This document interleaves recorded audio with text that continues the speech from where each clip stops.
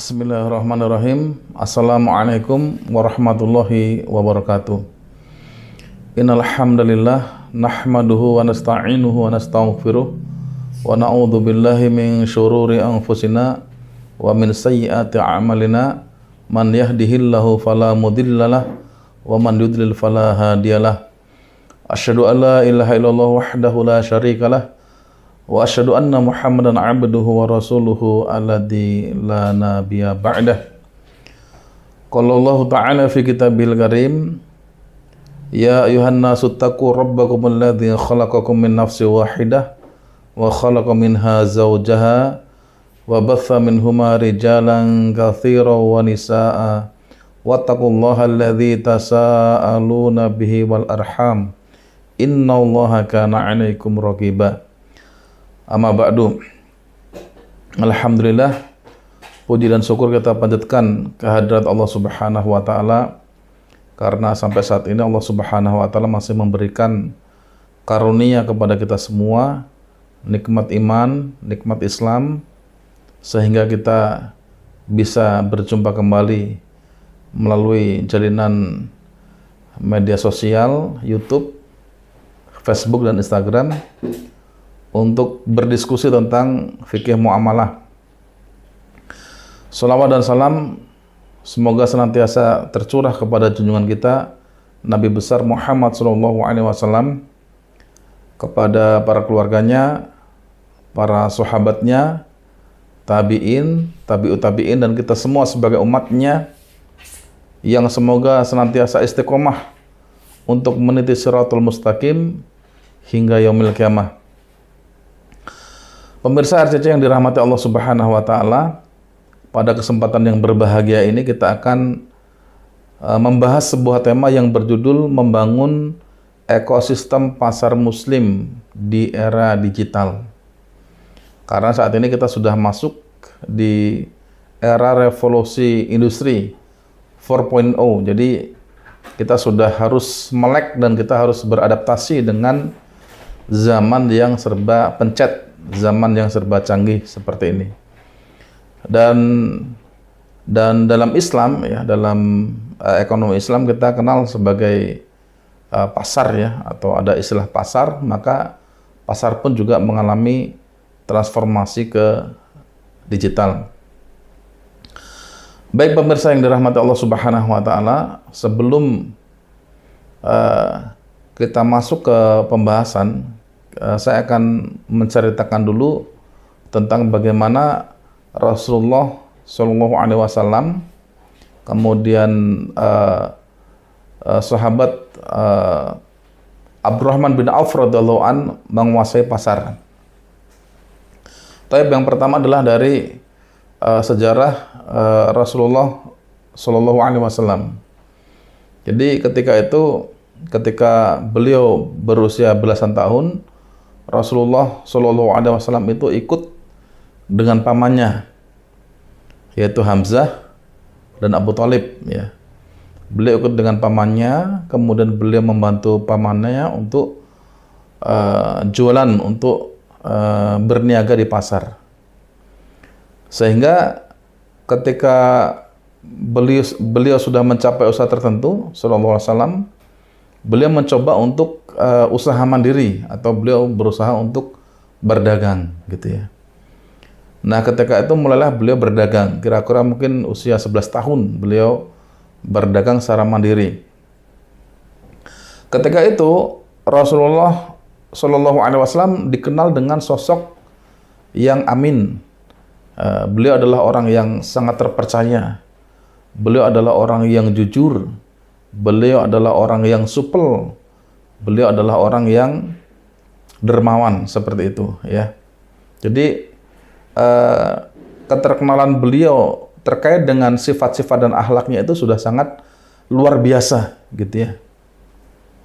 Jadi kita membayangkan bagaimana jika ada orang yang jujur, orang yang terkenal dengan kejujurannya, orang yang terkenal dengan keamanannya, orang yang terkenal dengan akhlaknya yang baik, dia itu berdagang, dia itu jualan, maka otomatis jualannya juga akan benar. otomatis muamalahnya juga akan benar. Nah, itu seperti itu. Hadirin yang dirahmati Allah Subhanahu wa taala, ketika beliau berjualan itu sangat luar biasa. Ternyata memang beliau ini adalah orang yang ahli ya, atau pebisnis yang sangat sukses. Pebisnis yang jago mengeksekusi transaksi secara cash, secara tunai. Jadi apapun yang beliau jual itu selalu laris manis, laku keras ya. Barang-barangnya habis di pasaran. Kenapa? Karena beliau adalah orang yang jujur ya. Kalau misalkan barangnya ada cacat, beliau jelaskan bahwa barang ini adalah barang yang ada cacatnya. Kalau barangnya bagus, beliau jelaskan bahwa barang ini adalah barang yang berkualitas dan seterusnya. Beliau tidak pernah menutup-nutupi barang jualannya. Kalau bagus dikatakan bagus, kalau jelek dikatakan jelek gitu ya. Dan itulah akhlak beliau dan itulah cara beliau memasarkan barang-barangnya. Karena beliau adalah orang yang jujur, adalah orang yang pandai bergaul, supel, maka setiap beliau menjajakan barangannya itu selalu laku di pasaran. Nah, itu seperti itu. Kemudian sampai suatu ketika bahwa Rasulullah Shallallahu Alaihi Wasallam itu beliau ini sudah menguasai pasar ya. Jadi beliau sudah menguasai perdagangan di pasar kota Mekah ketika itu. Ya, karena beliau sudah menguasai perdagangan pasar di kota Mekah, maka beliau berpikir untuk melakukan ekspansi gitu ya, untuk memperluas dagangannya itu sampai ke negeri Syam gitu ya. Jadi biasanya kalau di kota Mekah ya, orang-orang Quraisy ketika itu gitu ya, ketika mereka sudah punya kafilah dagang gitu ya, kemudian sudah berjualan sampai ke negeri Syam, itu mereka adalah orang-orang yang sukses gitu ya. Karena sebelum beranjak katakanlah ke Syam, berarti mereka adalah pedagang-pedagang yang sukses di pasar kota Mekah seperti itu. Nah, jadi ketika itu beliau berpikir untuk melakukan ekspansi ke negeri Syam gitu ya. Nah, maka di sana itu ada Khadijah radhiyallahu anha ya. Saat itu beliau adalah sosok wanita yang kaya raya ya, pedagang yang sukses luar biasa gitu ya. Dan hadirin yang dirahmati Allah Subhanahu wa taala, apabila ya ketika itu ya kekayaan seluruh para tujar ya, para pedagang di kota Mekah itu disatukan, kemudian dibandingkan dengan kekayaan Khadijah radhiyallahu anha, maka itu tidak sebanding. Artinya apa? Artinya bahwa Khadijah radhiyallahu anha itu memiliki harta yang sangat banyak, yang jumlahnya itu mengalahkan para pedagang, para tajir di kota Mekah gitu ya. Kemudian beliau berniat untuk bekerja sama ketika itu ya dengan Rasulullah Shallallahu Alaihi Wasallam untuk bagi hasil gitu ya. Nah, di sini kita membayangkan gitu ya, bahwa ketika Khadijah radhiyallahu anha itu memutuskan untuk bekerja sama dengan Rasulullah Shallallahu Alaihi Wasallam itu, maka di sini kita harus mencermati dua hal. Yang pertama adalah bahwa Rasulullah Shallallahu Alaihi Wasallam itu adalah orang yang sangat terpercaya, orang yang jujur, orang yang amanah, gitu ya. Kemudian beliau adalah orang yang memang jago bisnisnya, gitu ya, jago jualannya, gitu ya. Nah, atas dasar itulah kemudian Khadijah radhiyallahu anha itu menawarkan untuk kerjasama bagi hasil dengan Rasulullah Shallallahu Alaihi Wasallam, gitu ya. Nah, namun demikian, gitu ya, Khadijah radhiyallahu anha itu juga mengirim seorang pembantu yang bernama Maisarah ya, nanti untuk mengawal bisnisnya Rasulullah Shallallahu Alaihi Wasallam, gitu ya. Nah, ketika itu selain Khadijah radhiyallahu anha, juga para pedagang ya, sebagian pedagang di kota Mekah itu mereka juga melakukan kerjasama bagi hasil dengan Rasulullah Shallallahu Alaihi Wasallam, gitu. Nah, pada saat Rasulullah Shallallahu Alaihi Wasallam itu melakukan ekspansi ke negeri Syam, gitu ya, maka Rasulullah Shallallahu Alaihi Wasallam itu melihat bahwa para kafilah dagang orang-orang kafir Quraisy ketika itu, gitu ya, biasanya mereka mengumpulkan harta, kemudian mengumpulkan emas sebanyak-banyaknya, gitu ya, kemudian dibawa ke negeri Syam untuk dibelikan barang dagangan, kemudian dibawa pulang lagi ke kota Mekah, kemudian dijual di kota Mekah, gitu ya. Nah di situ beliau melihat peluang, gitu ya, yang tidak dilakukan oleh para pedagang Quraisy ketika itu. Peluangnya apa? Peluangnya bahwa mereka tidak kepikiran untuk membawa barang-barang dari kota Mekah untuk dijual ke negeri Syam. Kemudian sampainya negeri Syam, ya, kemudian setelah barangnya terjual, kemudian dibelikan barang dagangan di sana, kemudian dijual kembali ke kota Mekah, gitu ya. Nah, maka karena itu tidak dilakukan oleh para pedagang Quraisy ketika itu, maka itu dilakukan oleh Rasulullah Shallallahu Alaihi Wasallam. Beliau mengumpulkan seluruh hartanya, ya, termasuk harta Khadijah, kemudian harta titipan tadi, ya, dari orang-orang Quraisy tadi. Beliau mengumpulkan seluruh hartanya, baik itu berupa uang, berupa emas, kemudian harta tersebut dibelanjakan barang dagangan yang ada di kota Mekah. Ya, lantas kemudian barang tersebut dibawa, ya, dengan menggunakan unta ke negeri Syam. Nah, beliau berjalanlah ke negeri Syam bersama Maisarah, ya, pembantu Khadijah radhiyallahu anha. Jadi Maisarah itu mendampingi Rasulullah Shallallahu Alaihi Wasallam melakukan safar, ya, perjalanan ke negeri Syam. Akhirnya sampailah kafilah dagang Rasulullah Shallallahu Alaihi Wasallam ke negeri Syam, gitu ya.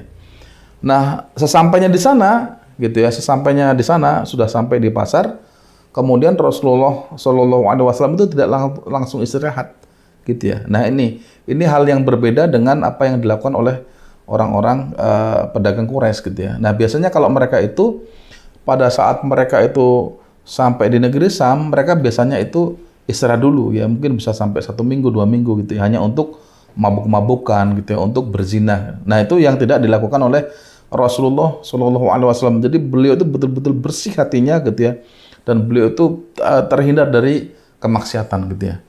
Nah, setelah sampai di pasar negeri Syam, beliau langsung menjual barang-barangnya yang dibawa dari kota Mekah, ya, macam-macam barangnya banyak sekali, ya, ditawar-tawarkan. Padahal ketika itu beliau itu baru sekali ke negeri Syam, gitu ya. Tapi langsung ditawar-tawarkan terus, itu ya.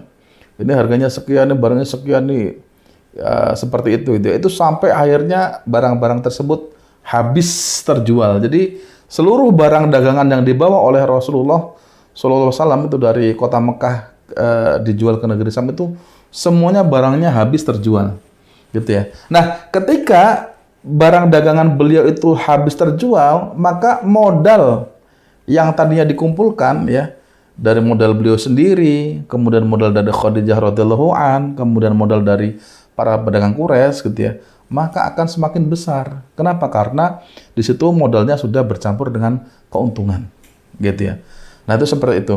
Nah, setelah barangnya laku terjual, lantas beliau itu mencari fakir miskin, mencari orang-orang yang membutuhkan untuk dibantu. Nah, itulah kebiasaan beliau. Jadi beliau langsung mencari fakir miskin, kemudian beliau langsung bersedekah, gitu ya.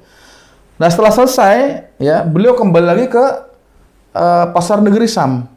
Setelah itu beliau langsung membeli barang-barang dagangan di negeri Syam, gitu ya. Nah, setelah memenuhi untanya dengan barang-barang dagangan, kemudian beliau kembali lagi ke kota Mekah, gitu ya. Tapi karena Rasulullah Shallallahu Alaihi Wasallam ini adalah orang yang sangat jujur, orang yang sangat amanah, dan orang yang sangat terpercaya, maka sebelum sampai pintu gerbang kota Mekah, itu barang-barang sudah diserbu oleh penduduk kota Mekah, ya. Maka barang-barangnya habis seketika itu. Ya. Jadi langsung habis semua, terjual barang-barangnya, gitu ya. Nah, setelah barang-barangnya terjual, gitu ya, kemudian beliau langsung menemui Khadijah radhiyallahu anha untuk mengembalikan modal dan keuntungan. Juga menemui orang-orang Quraisy yang mereka ikut bagi hasil di situ. Jadi luar biasa, gitu ya. Nah, itulah, ya, Rasulullah Shallallahu Alaihi Wasallam, ya. Maka ketika itu beliau itu betul-betul menguasai pasar. Itu kenapa, ya? Karena beliau akhirnya mendapatkan modal yang sangat besar, gitu ya. Jadi ketika kita melihat di situ, ya, bahwa ternyata, ya, pelaku pasar itu mereka harus orang-orang yang jujur, ya, orang-orang yang amanah, orang-orang yang supel, ya, sehingga pasar itu akan berjalan dengan baik. Di sana tidak akan ada yang namanya riba, tidak ada yang namanya goror, tidak ada yang namanya tipu menipu, tidak ada yang namanya kecurangan mengurangi timbangan, tidak ada yang namanya monopoli dan seterusnya, gitu ya. Nah, ini fondasi yang harus dibangun, gitu ya. Tapi kemudian berikutnya adalah kisah sahabat Abdurrahman bin Auf radhiyallahu an, ya. Jadi ketika itu, ya, sebelum beliau berangkat hijrah bersama Rasulullah Shallallahu Alaihi Wasallam ke kota Madinah, bahwa sahabat Abdurrahman bin Auf radhiyallahu anhu itu dikenal dengan sahabat yang berasal dari kalangan orang yang kaya raya, ya, dari bangsawan kaya raya, pengusaha sukses, gitu ya. Ini sebelum beliau hijrah, gitu ya. Nah, ketika beliau hendak hijrah itu, beliau ditanya lagi oleh keluarganya, ya, wahai Abdurrahman bin Auf, apakah engkau telah tetap memilih hijrah bersama Rasulullah Shallallahu Alaihi Wasallam ke kota Madinah, atau engkau tetap di sini bersama kami? Kalau engkau berangkat hijrah bersama Rasulullah Shallallahu Alaihi Wasallam, maka engkau akan meninggalkan seluruh keluargamu, meninggalkan istrimu, meninggalkan anakmu, meninggalkan orang tuamu, dan meninggalkan seluruh harta bendamu. Ya, kalau engkau hijrah dengan Rasulullah Shallallahu Alaihi Wasallam, dan engkau hanya akan berangkat dengan baju yang melekat di tubuhmu. Tapi kalau engkau tidak jadi hijrah dan engkau tetap tinggal di kota Mekah, maka engkau akan kembali dengan keluargamu, berkumpul dengan orang tuamu, ya kan, dan dengan seluruh hartamu. Pilih mana? Nah, ketika ditawarkan seperti itu, beliau memilih berhijrah dengan Rasulullah Shallallahu Alaihi Wasallam. Jadi luar biasa, ya. Ini pilihan yang sangat berat, tapi beliau putuskan, ya, karena beliau lebih mencintai Rasulullah Shallallahu Alaihi Wasallam. Beliau sudah mendapatkan hidayah. Akhirnya beliau berangkatlah, ya, ke kota Madinah, ya kan, dengan Rasulullah Shallallahu Alaihi Wasallam itu hanya dengan pakaian yang melekat di tubuhnya. Yang tadinya orang kaya raya, gitu ya, jadi orang yang katakanlah sebatang kara, ya, tidak punya apa-apa. Nah, lantas kemudian Rasulullah Shallallahu Alaihi Wasallam itu mempersaudarakan sahabat Abdurrahman bin Auf radhiyallahu anhu itu dengan sahabat Sa'ad bin Rabi' radhiyallahu anhu dari kalangan Ansor dari kota Madinah, gitu ya. Nah, ini ya hebatnya Rasulullah Shallallahu Alaihi Wasallam, ya. Jadi Rasulullah Shallallahu Alaihi Wasallam itu mempersaudarakan Abdurrahman bin Auf, orang yang tadinya kaya raya, dengan orang yang kaya raya, Sa'ad bin Rabi' radhiyallahu anhu, orang yang sama-sama orang yang kaya raya. Nah, maka ketika itu Sa'ad bin Rabi', ya, karena beliau memiliki harta kekayaan, ya, memiliki istri lebih dari satu, menawarkan gitu, wahai Abdurrahman bin Auf, aku punya banyak kebun, ya, kita bisa bagi dua, separuh untukmu dan separuh untukku, gitu ya. Aku juga punya rumah, aku akan bisa bagi dua, separuh untukmu dan separuh untukku. Dan aku juga punya beberapa istri, ya, engkau pilih salah satu di antara mereka dan akan aku ceraikan, seperti itu, ya. Nah, lantas apa yang lantas kemudian apa sikap Abdurrahman bin Auf radhiyallahu anhu ketika itu? Maka beliau berdoa, ya, barakallahu fi ahlika wa malika, semoga Allah Subhanahu wa taala memberkahimu, memberkahi keluargamu, dan memberkahi hartamu, gitu ya. Jadi malah didoakan, ya. Jadi sahabat Abdurrahman bin Auf itu tidak menerima apapun, ya, yang ditawarkan oleh sahabat Sa'ad bin Rabi' radhiyallahu anhu, gitu ya. Justru beliau malah mendoakan, gitu ya. Nah, setelah itu beliau bertanya, dullani ala suq, kalau gitu tunjukilah aku pasar, ya. Sudah, pokoknya tunjuki aku pasar saja, gitu ya.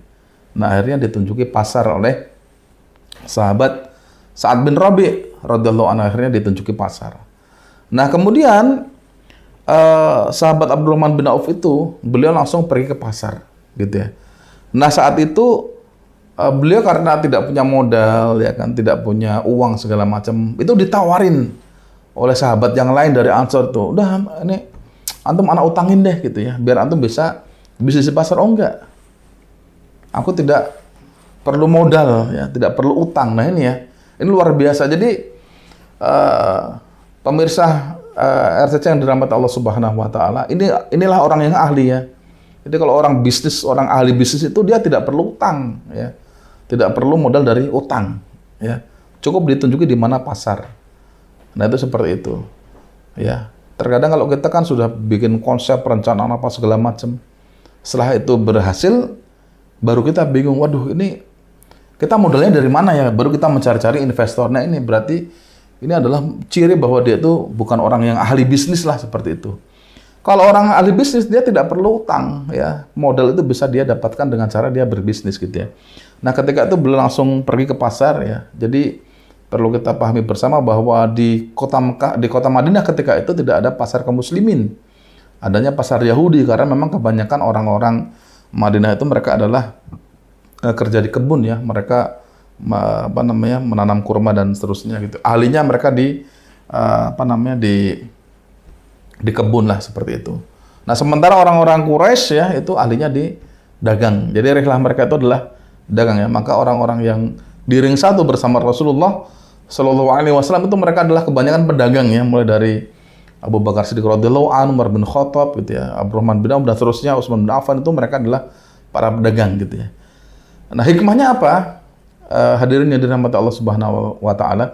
Hikmahnya kalau pedagang itu mereka bebas bergerak kemanapun gitu ya. Tapi kalau orang dia ahlinya berkebun ya, berternak, maka dia nggak bisa bergerak kemana-mana ya.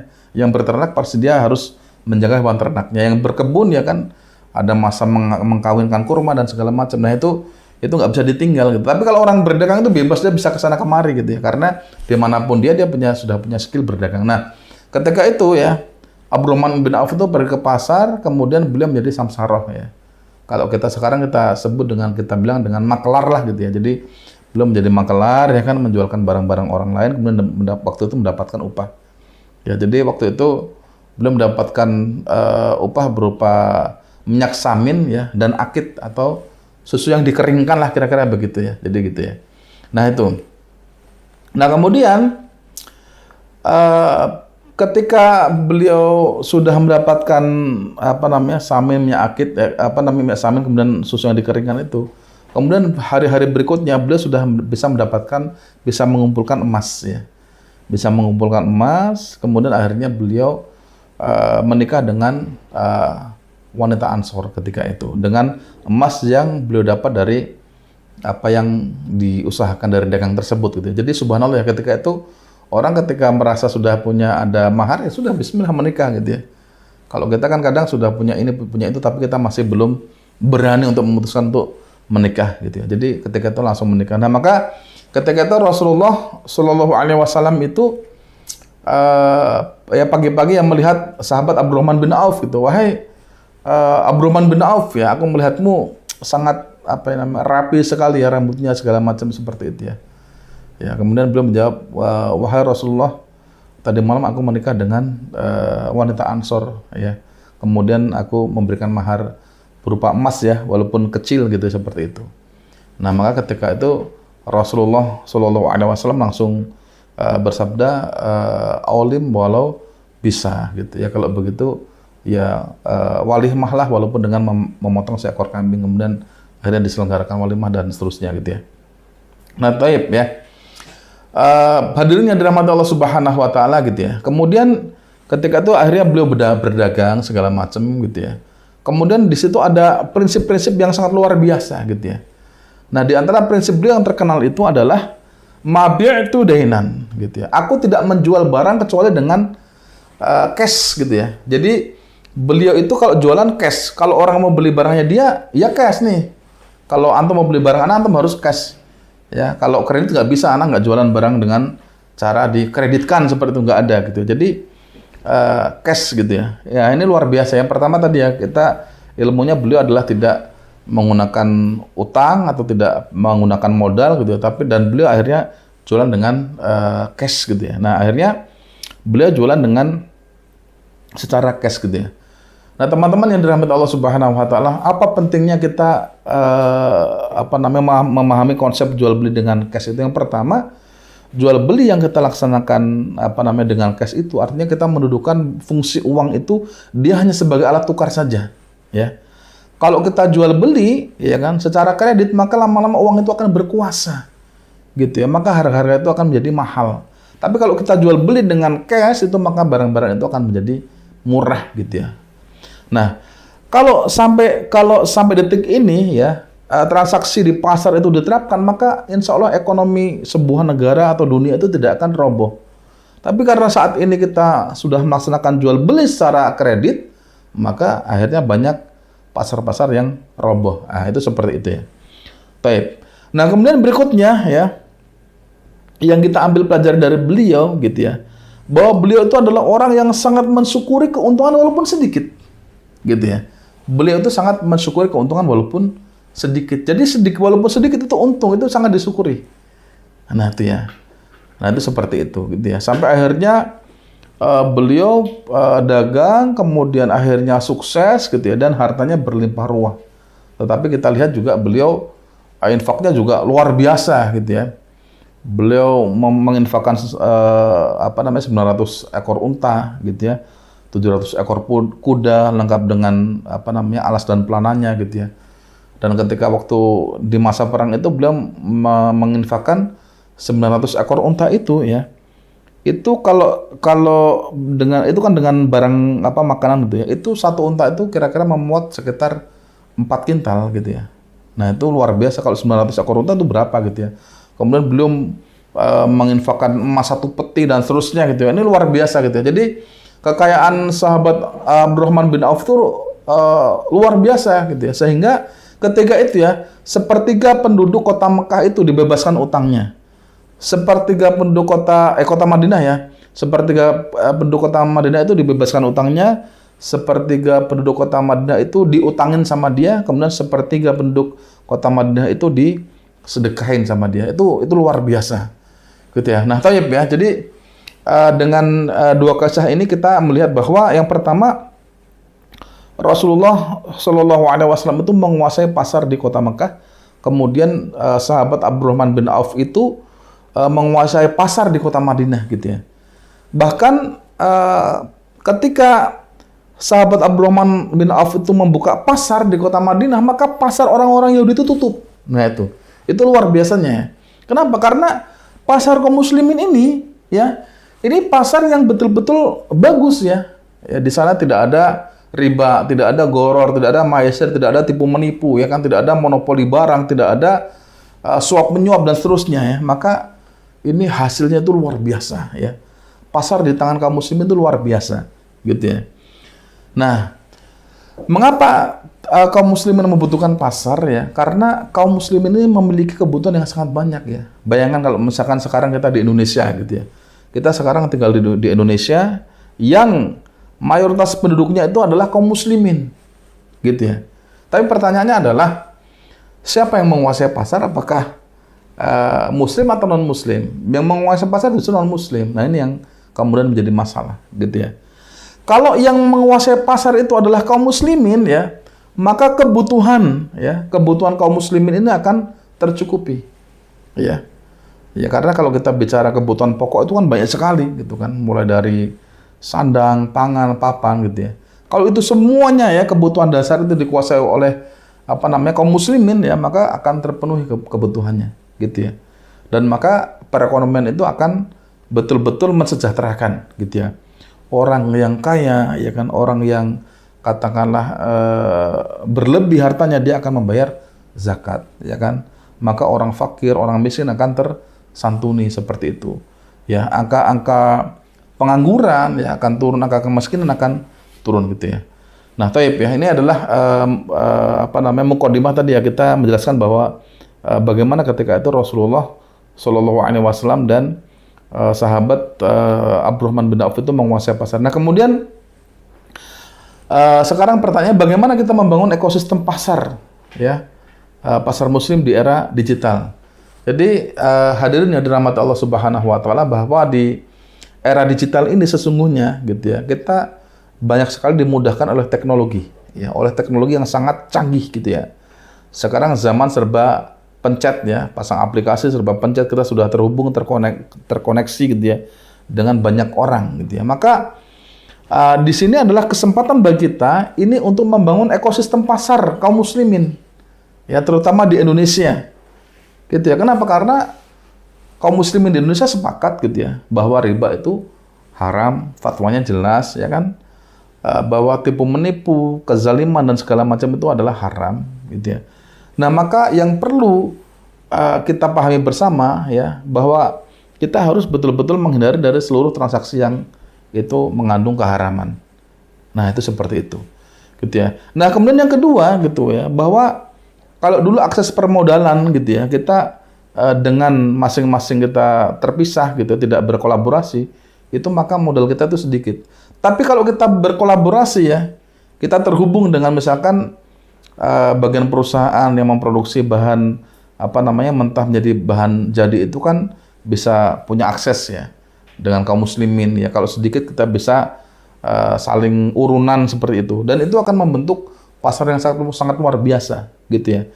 Nah, tetapi ketika kita didukung oleh teknologi yang canggih ini, maka prinsip-prinsip utama tadi itu harus ada ya di pasar yang kita bangun itu ya. Apa saja di antaranya tadi ya, kita harus melaksanakan transaksi secara cash gitu ya, agar harga itu menjadi murah gitu ya.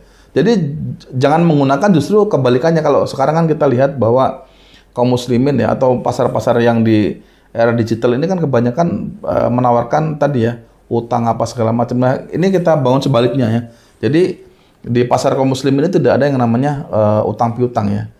Jadi dalam bisnis ya kita bisnis jual beli ya, kita jual beli cash gitu ya. Kemudian yang kedua gitu ya, kita bisa berkolaborasi gitu ya. Ya, kita bisa berkolaborasi dengan para pengusaha muslim gitu ya untuk membangun ekosistemnya gitu ya. Kenapa? Karena pada prinsipnya pasar itu kan tidak jauh dari produksi ya kan, kemudian distribusi, kemudian konsumsi. Dan kita tahu bahwa kebutuhan kaum muslimin itu banyak sekali ya, terutama kebutuhan dasar. Maka di pasar ini kita coba fokus kepada kebutuhan dasar kaum muslimin gitu ya. Nah, seperti itu. Dengan demikian maka barang-barang yang kita siapkan itu adalah barang-barang yang menjadi kebutuhan kaum muslimin setiap hari. Nah, itu seperti itu ya. Kalau kita betul-betul faham ya fikih muamalahnya, kita faham dengan dengan harta halal, dengan harta haram, maka kita akan bisa membuat sebuah ekosistem gitu ya. Nah, tetapi para pelaku pasar ini juga harus faham dulu fikih muamalahnya. Nanti karena kalau sebelum paham dan sudah terjun ke pasar, maka nanti akan terjadi riba gitu ya. Setelah dia bergelut dengan bisnis segala macam, baru dia paham, wah ini riba, ini kita makan hak orang dan segala macam. Maka fikih halal haramnya itu harus paham dulu ya. Fikih muamalahnya harus paham dulu, baru nanti terjun ya. Nah, setelah terjun nanti akan aman ya. Baik, kira-kira seperti itu ya. Jadi intinya bahwa kita sebagai kaum muslimin ya, apalagi di Indonesia yang kita itu jumlahnya dominan gitu ya, kita harus kita harus mampu untuk membangun ekosistem pasar kaum muslimin gitu ya, dengan menjalankan prinsip-prinsip pasar yang dilakukan oleh Rasulullah Shallallahu Alaihi Wasallam dan para sahabatnya. Ya, dengan demikian mudah-mudahan kaum muslimin akan sejahtera ya, dan Islam akan terus berkembang karena ditopang dengan dana yang kuat ya. Baik, itu mungkin yang bisa saya sampaikan pada kesempatan yang berbahagia ini ya. Seperti biasa ya, kalau ada pertanyaan-pertanyaan itu maka nanti bisa disampaikan ya melalui live chat ya di YouTube. Tapi mudah-mudahan bermanfaat. Kurang lebihnya saya mohon maaf, dan saya akhiri dengan doa kafaratul majlis.